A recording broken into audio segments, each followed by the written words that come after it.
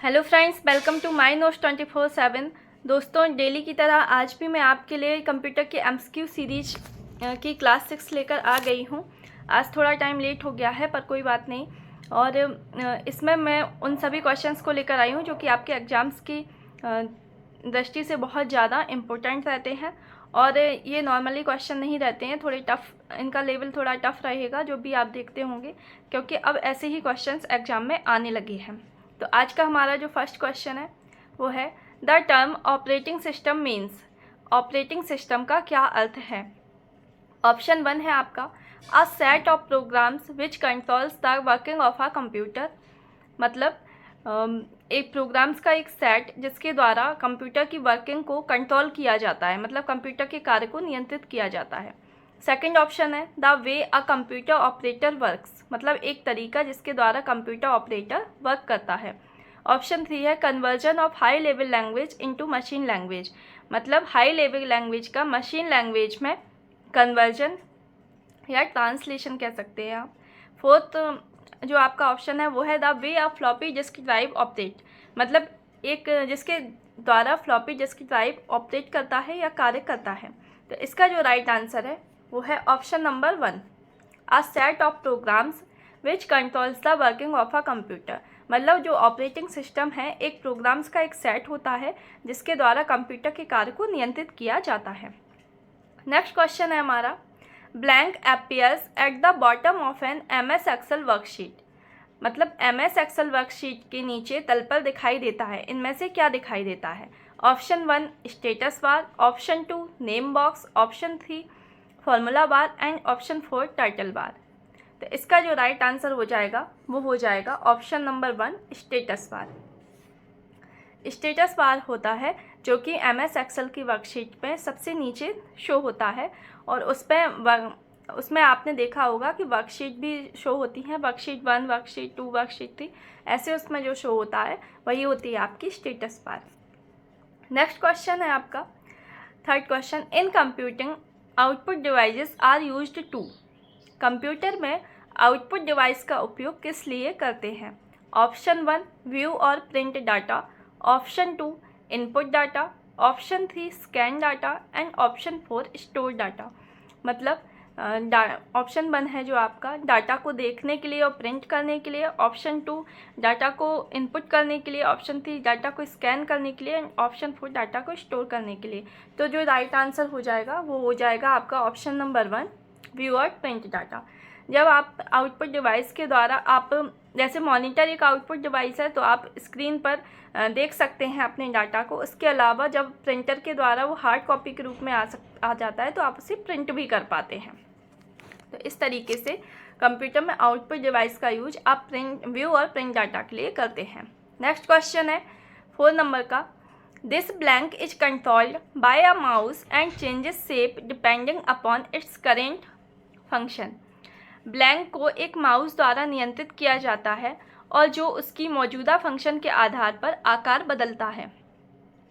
Option 1 icon, option 2 menu, option 3 screen and option 4 pointer. तो इसका जो राइट आंसर हो जाएगा वो हो जाएगा आपका option number 4 pointer.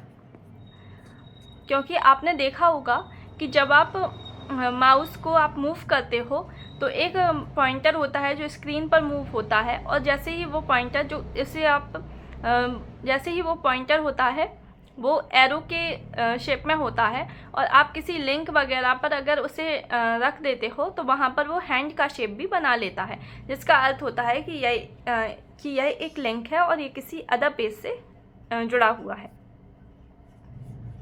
Next question है question number 5 external devices can be connected to blank through a port. एक पोर्ट के माध्यम से बाहरी उपकरणों को किससे जोड़ा जा सकता है? Option 1 keyboard, option 2 mouse, option 3 system unit and option 4 headphones. तो आप ये देखिए कि ये तो डिवाइसेस हैं जिन्हें उस पोर्ट के द्वारा जोड़ा जा सकता है, लेकिन किससे जोड़ा जाता है? तो वो होती है आपकी सिस्टम यूनिट। सिस्टम यूनिट में ये पोर्ट बने होते हैं जिन पोर्ट के द्वारा आप इन अदर डिवाइसेस को, एक्सटर्नल डिवाइसेस को अपने कंप्यूटर से या लैपटॉप से आप कनेक्ट कर सकते हो, जोड़ सकते हो। तो राइट आंसर हो जाएगा option number 3 system unit. Next 6 number का क्वेश्चन है, FAR and FRR refers to which of the following in the matching process of a biometric sensor? Biometric sensor की मिलन प्रक्रिया में FAR एंड मिलान प्रक्रिया में FAR एंड FRR निम्नलिखित में से किसे संदर्भित करते हैं? Option 1 speed, option 2 efficiency, option 3 validity and option 4 errors. इसका जो राइट आंसर है वो हो जाएगा ऑप्शन 4 एरर्स। जब भी आप बायोमेट्रिक सेंसर में आप जैसे अपना थंब लगाते हो या आई स्कैन होती हैं, तो यदि वो मिलती नहीं है, मैच नहीं करती हैं, तो वहाँ पर FAR एंड FRR लिख कर आता है, जिसका मतलब होता है कि इसमें एरर्स है, आपको दोबारा उसे करना चाहिए। तो FAR एंड FRR जो होता है वो रेफर्स करता है किसको? एरर्स को। नेक्स्ट क्वेश्चन है question number 7, which of the following is not a function of touch screen input devices? निम्नलिखित में से कौन सा टच स्क्रीन इनपुट डिवाइस का कार्य नहीं है? Option 1 hover, option 2 tap, option 3 double tap and option 4 drag. तो जो राइट आंसर है वो हो जाएगा आपका ऑप्शन 1 होवर, क्योंकि टच स्क्रीन में आप टैप कर सकते हो, डबल टैप भी कर सकते हो, ड्रैग कर सकते हो, बट होवर नहीं कर सकते। नेक्स्ट क्वेश्चन है आपका question number 8, which of the following is the base for the hexadecimal number system?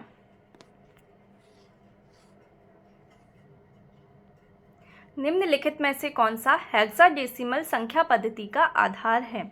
Option 1 2, option 2 8, option 3 10 and option 4 है आपका 16। इसका जो राइट आंसर है वो है आपका ऑप्शन 4 16। अब इसके अलावा आप ये समझ लीजिए कि 2 है, तो 2 किसका बेस होता है? 2 होता है बाइनरी सिस्टम या द्विआधारी संख्या पद्धति का जो बेस होता है वो 2 होता है। ऑक्टल संख्या पद्धति जो होती है उसका बेस 8 होता है, और दशमलव पद्धति होती है, डेसिमल सिस्टम होता है, उसका 10 होता है, एंड हेक्साडेसिमल का आपका 16 बेस होता है। तो इस तरीके से आपकी नंबर सिस्टम के बेस होते हैं। नेक्स्ट क्वेश्चन है 9 नंबर क्वेश्चन, एन ब्लैंक में स्पेसिफाई वेदर अ यूजर और users group has the access to a file और a folder on that computer और नेटवर्क। एक ब्लैंक यह निर्दिष्ट कर सकता है कि उपयोगकर्ता या उपयोगकर्ता समूह की उसे कंप्यूटर या नेटवर्क पर किसी फाइल या फोल्डर तक पहुंच होगी अथवा नहीं। मतलब क्या यह आपको शो करता है या बताता है कि जो यूजर है और यूजर्स का जो ग्रुप है वो किसी फाइल या फोल्डर तक पहुंच सकता है या नहीं पहुंच सकता है, मतलब उसे एक्सेस कर सकता है या नहीं कर सकता है। ऑप्शन 1 है अकाउंट लॉकआउट थ्रेशोल्ड, ऑप्शन 2 है एक्सेस कंट्रोल लिस्ट, ऑप्शन 3 है reset account lockout and option 4 है आपका अकाउंट लॉकआउट ड्यूरेशन। तो जो आपका आंसर है वो हो जाएगा option number 2 access control list. Access control list के द्वारा यह बताया जाता है कि मतलब जो यूजर्स है एंड यूजर्स का ग्रुप है वो उस फाइल या फोल्डर तक एक्सेस कर सकता है, पहुंच सकता है या नहीं पहुंच सकता है। नेक्स्ट क्वेश्चन है आपका question number 10, a printer put blank and blank on a paper. Printer paper पर क्या अंकित करता है? Option 1 text and graphics, option 2 text and audio, option 3 text and video and option 4 graphics and audio. तो आप खुद ही समझ सकते हैं, जो आपका प्रिंट आउट निकलता है मतलब पेज पर जो निकलता है, तो पेज पर आपके ओनली टेक्स्ट एंड ग्राफिक्स ही हो सकते हैं, उसके अलावा ऑडियो वीडियो आपके नहीं हो सकते हैं। तो जो राइट आंसर हो जाएगा वो होगा आपका option number 1 text and graphics. Next question है question number 11, inkjet printer create images by spraying blank on to a page. Inkjet printer पृष्ठ पर क्या स्प्रे करके चित्र बनाता है? Option 1 information, option 2 data, option 3 ink and option 4 toner. तो जो राइट आंसर आपका होगा वो होगा ऑप्शन नंबर 3 इंक।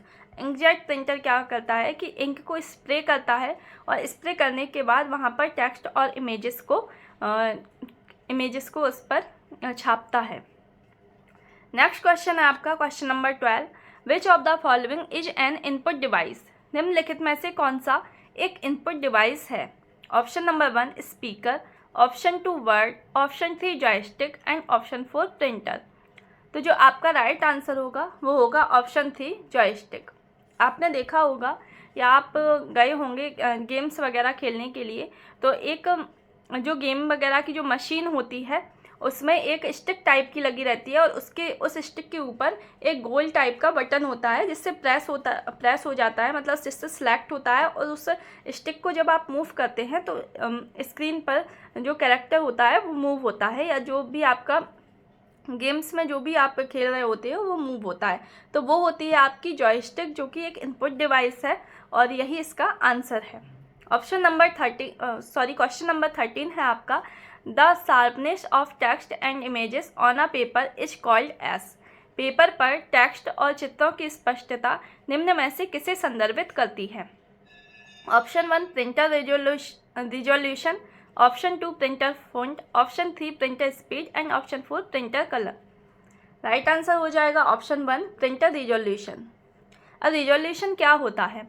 तो आपने देखा होगा जैसे कि आप अपने मोबाइल फ़ोन से कोई पिक्चर लेते हो। जब आप उसे पिक्चर को लेते हो तो आप उसे जूम करते हो, जूम करने पर वो पिक्चर फट जाती है। तो यदि आपके उसका कैमरे का रिजोल्यूशन अगर अच्छा नहीं है तो आपकी वो पिक्चर फटेगी और क्लियर दिखाई नहीं देगी। लेकिन अगर उसका रिजोल्यूशन अच्छा है तो आपको वो क्लीन, कितना भी जूम करोगे वो आपको क्लीन ही दिखाई देगी। तो प्रिंटर का जो रिजोल्यूशन है वही ही टेक्स्ट और चित्रों की स्पष्टता को संदर्भित करता है या उसकी स्पष्टता के लिए निर्धारित करता है। और रिजोल्यूशन क्या होता है? रिजोल्यूशन होता है पिक्सल्स का ग्रुप होता है। जितने पिक्सल्स आपके पास होंगे उतना रिजोल्यूशन आपका अच्छा होगा।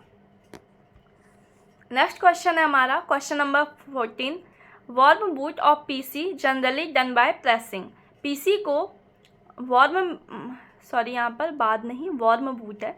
पीसी को वार्म बूट करने के लिए सामान्यतः किसका उपयोग किया जाता है?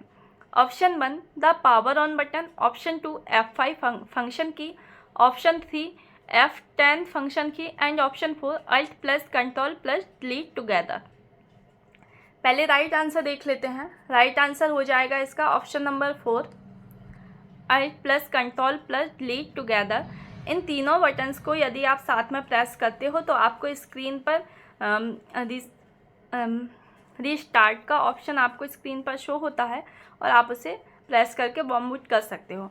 वार्म बूट क्या होता है? बूटिंग दो प्रकार की होती है, एक होती है कोल्ड बूटिंग, एक होती है वार्म बूटिंग। यदि आप पीसी बंद है आपका पूरा और फिर उसे स्टार्ट करते हो तो वो आपकी होती है कोल्ड बूटिंग। उसके अलावा यदि आपका पीसी चल रहा है और आप उसे रिस्टार्ट करते हो तो वो हो जाती है आपकी वार्म बूटिंग। तो अगर आपको वार्म बूटिंग करनी है तो आप अपने कीबोर्ड से Alt plus control plus delete एक साथ में प्रेस कर सकते हैं।